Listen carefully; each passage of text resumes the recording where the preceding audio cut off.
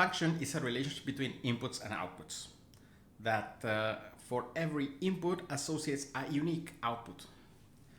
So we use functions in business to describe relationship between quantities. For example, the amount of source materials we need to produce a certain, to deliver a certain demand, or the amount of budget that we need on a marketing campaign to deliver a certain amount of results.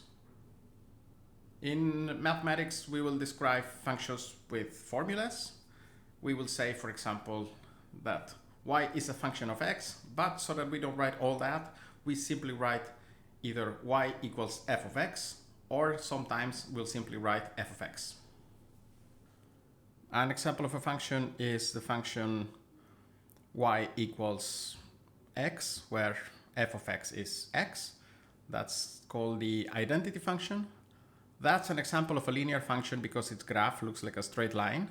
In this case, that's a straight line that passes through the origin and divides the plane into equal parts. Yeah. We have on the horizontal axis the x variable representing the inputs, and on the vertical axis the y variable representing the outputs. Another example of function is the quadratic function f of x equal x squared, that for every number assigns its square. Note that this function is symmetric with respect to the origin, to the vertical axis, and that's because for every positive number, when we raise it to the square, it gives us the same as its corresponding negative value. For example, f of 3 is 9 and f of minus 3 is also 9. Another example of function is the square root function, that for every input associates its square root. We see here the graph of this function, and we note that it doesn't really go towards the negative part of the y-axis. It remains on the positive. We always assume that we take the positive value when we take the square root. Yeah? If we take the square root of 9, we assign the value 3, even if we know that the square root of 9 could also sort of be minus 3, because minus 3 times minus 3 gives us also 9. But we always consider the positive part. The absolute value function takes for every number just the number itself in its positive form without the sign. So for example, f of 3 is 3 and f of minus 3 is also 3 because it just removes the sign. Note that it is a little bit similar to the quadratic function, except that in this case it just consists of two straight lines instead of a curve, and it has this sort of peak on 0. Last but not least, the reciprocal function that goes as a smooth curve towards the x-axis and kind of wants to climb back all the way on the y-axis as well. We have here only the positive part, but let's not forget that there's also a negative part that goes here. So the full graph of the reciprocal function would look like that, like a symmetric sort of curve that approximates both axes, x and y. Not everything we draw will correspond to the graph of a function. For example, here, if we look at this circle, this does not correspond to the graph of any function. And the reason is that for any value that I can take, for example, here, I do not have a unique output that corresponds to that input. Yeah? This value here corresponds to an output here and also to an output all the way here. So that violates the definition of a function.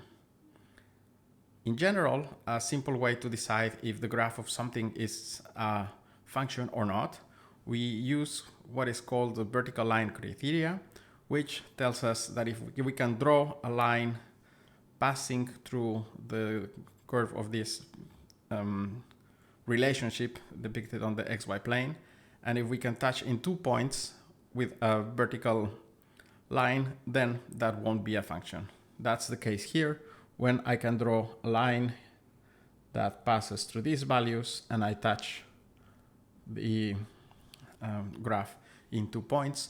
Therefore, it does not correspond to the graph of a function.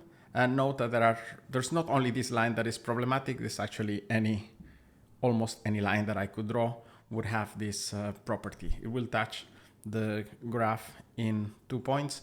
Therefore, this graph will not correspond to the graph of a function. When talking about a function, it makes sense to think about what possible input values could that function have, and what possible output values could it have as well. We call the set of possible input values the domain of the function, and the range is the set of possible output values. For example, for the identity function, the domain and the range are both the set of real numbers, every possible number that you can think of, except complex numbers that we will not consider on this course.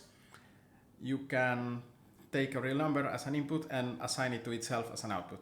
That's no problem. The quadratic function f of x equals to x squared has as domain all real numbers as well, but its range is restricted to the positive numbers, because when we take the square of any number, we will always get a positive number. In a similar way, the domain of the square root function cannot contain the negative numbers, because we cannot take the square root of a negative number, right? So the domain of the square root function is all real numbers, whereas its range is, as we agreed that we will consider on this course, and as it is considered in all your courses in math, the square root of a number is taken as meaning the positive square root. Therefore, the domain of the square root function is the positive numbers, and its range is also the positive numbers. To describe domain and range of functions, we will typically use the interval notation that goes as follows.